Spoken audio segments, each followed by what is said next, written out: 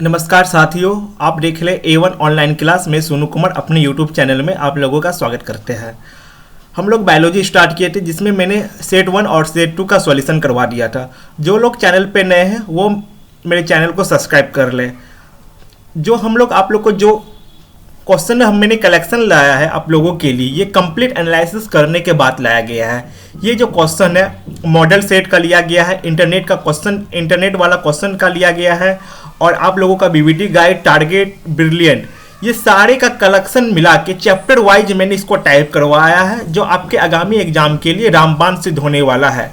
आप मेरा सेट अगर कंप्लीट मेरा क्लास करते हैं, हम आपसे वादा करते आपका एग्जाम में एक भी क्वेश्चन छूटने वाला नहीं है, ठीक है। क्योंकि मैंने कंप्लीट एनालिसिस करने के बाद set wise set, chapter wise आप लोगों के बीच क्वेश्चन रखा है। चलिए आज का पहला क्वेश्चन स्टार्ट करते हैं। पहला क्वेश्चन क्या है? श्वसन के अंतिम उत्पाद है। क्वेश्चन बोल रहा है श्वसन के अंतिम उत्पाद है। सबसे पहले देखिए आप, श्वसन के अंतिम उत्पाद क्या? चलिए आपको बताते हैं। श्वसन की प्रक्रिया में ग्लूकोज का ऑक्सीकरण होता है, ठीक है। श्वसन की प्रक्रिया में ग्लूकोज का ऑक्सीजन की सहायता से ऑक्सीकरण होता है, जिसके परिणाम स्वरूप आपको CO2 और H2O मिलता है। क्वेश्चन क्या होगा?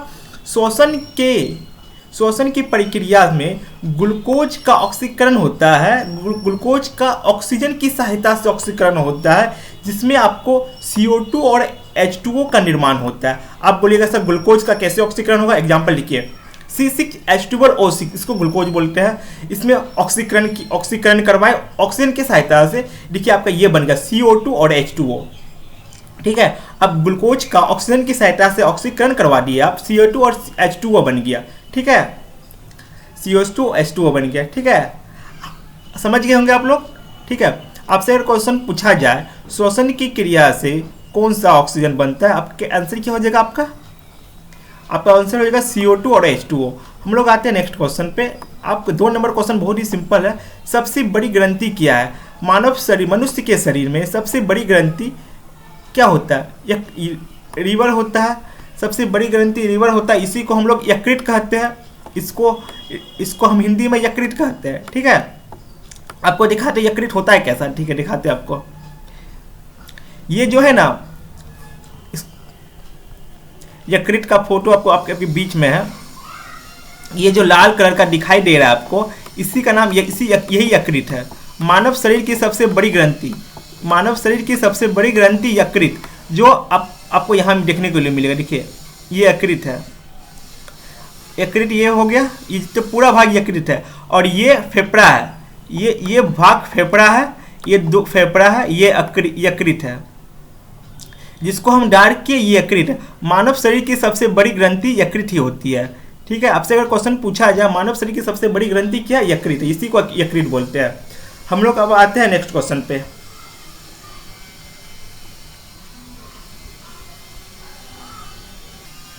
ये क्वेश्चन क्या बोल रहा है आपको?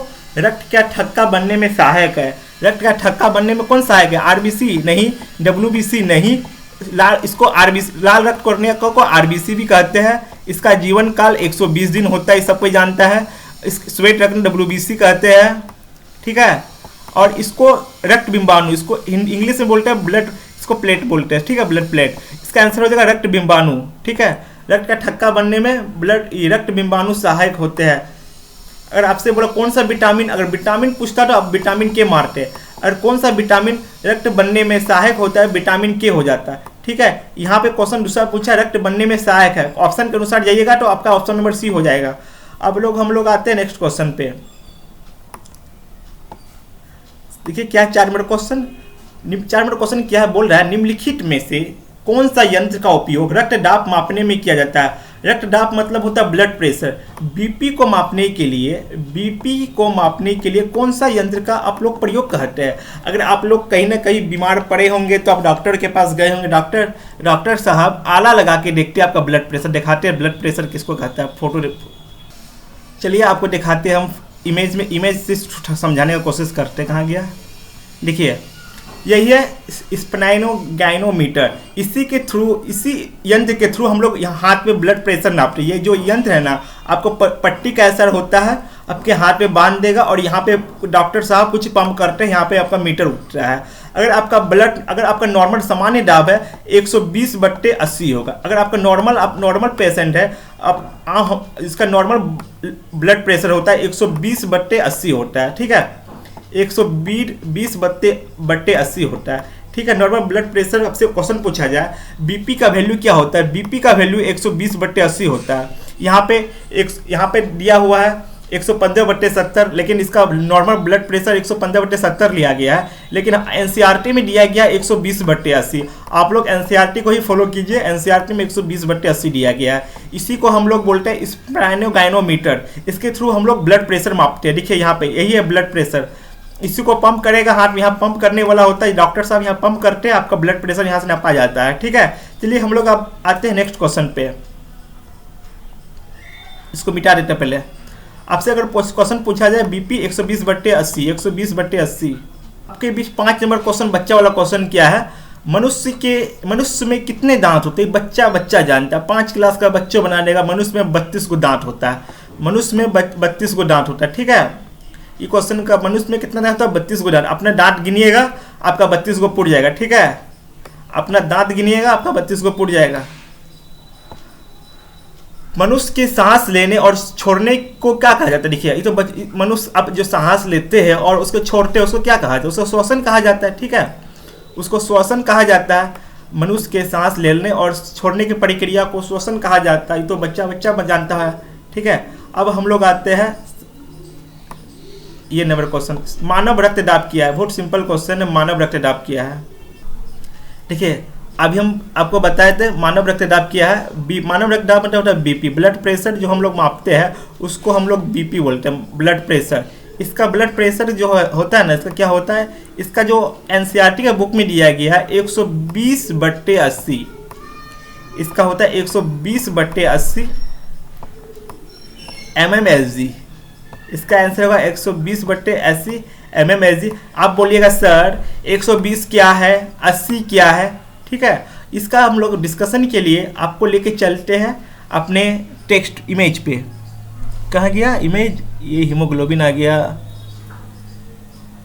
रुकिए। आपको बोले सर, आप पूछे हमसे सर 120 और 80 क्या है। 120 जो है प्रकुचन है, जब आपका हृदय सिकुड़ेगा, ठीक है, जब आपका हृदय सिकुड़ता है उसको हम लोग प्रकुचन बोलते हैं। प्रकुचन जो होता है 120 होता है, प्रकुचन जो होता है 120 होता है। जब आपका हृदय सिकुड़ गया, अब सिकुड़ेगा तो हृदय रिलैक्स भी होगा, रिलैक्स को हम लोग अनुशीतलन कहते हैं। मान के चलिए आपका हृदय सिकुड़ा, उसको प्रकुचन का है, आप मतलब सिकुड़ गया, अब फिर वो रिलैक्स हुआ, रिलैक्स मतलब आपका समान अवस्था में आया, उसको हम अनुशीतलन कहते हैं। उसका जो वैल्यू होता है 80 होता है। इसी के लिए 120 क्या हुआ, प्रकुचन हुआ। 120 को हम लोग प्रकुचन बोलेंगे और 80 को हम लोग अनुशीतलन बोलेंगे, ठीक है। ये बहुत ही इंपॉर्टेंट क्वेश्चन है। आपसे अगर बीपी होता है, बीपी 120/80 हो गया, 120/80 हो गया, आप बोलिएगा सर 120 हो गया प्रकुचन, क्या बोलिएगा, प्रकुचन। 120 हो गया प्रकुचन। जब हृदय सिकुड़ता है, जब ब्लड हृदय जब सिकुड़ता है उस स्थिति में प्रकुचन होता है। फिर जब ये नॉर्मल अवस्था में आता है, मतलब रिलैक्स हो जाता है, उसको हम बोलते हैं अनुशीतलन। अनुशीतलन, इससे आपको क्वेश्चन बहुत देखने मिलेगा, ठीक है। आपसे अगर क्वेश्चन पूछा जाए बीपी क्या होता है, बीपी 120/80 होता है। 120 क्या हुआ, 120 को बोलते प्रकुचन बोलते हैं, 120 को प्रकुचन बोलते हैं, 80 को अनुशीतलन बोलते हैं, ठीक है।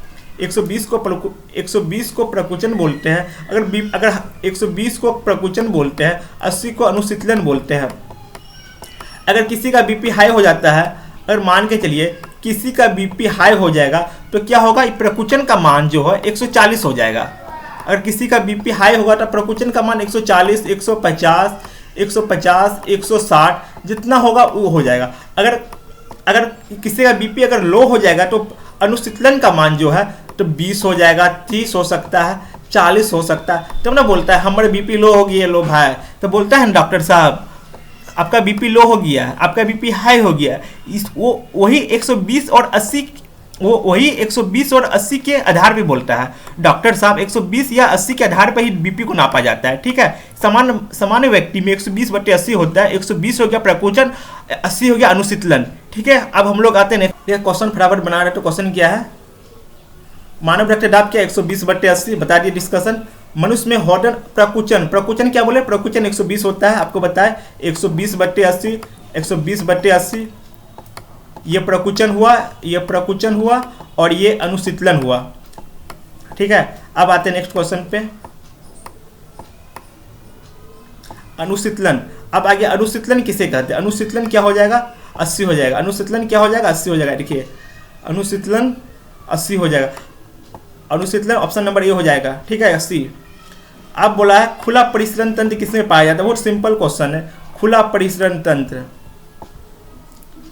देखिए परिसरण तंत्र क्या होता है, हड्डी, बाह्य कंकाल। परिसरण तंत्र मतलब वो खुला परिसरण तंत्र।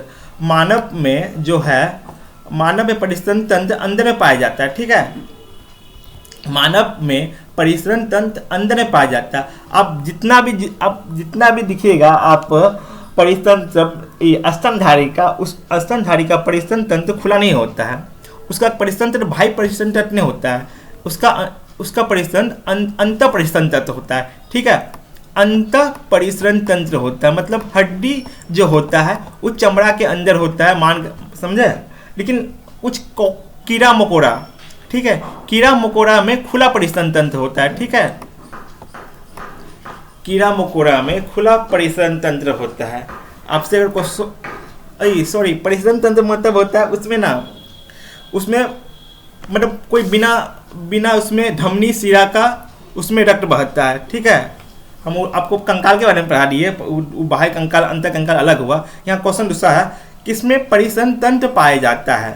क्वेश्चन कॉकरोच में परिसरण तंत्र, उसमें खुला परिसरण तंत्र पाया जाता है। अब कॉकरोच को उल्टाइएगा ना, अब उसका मुँह पर उल्टाइएगा, उसका ब्लड ऊपर से नीचे की ओर हो जाएगा। अब उसका पुच्छी पर उठेगा, उसका ब्लड मुंह की ओर हो जाएगा, समझे। इसको खुला परिसरण तंत्र कहते हैं।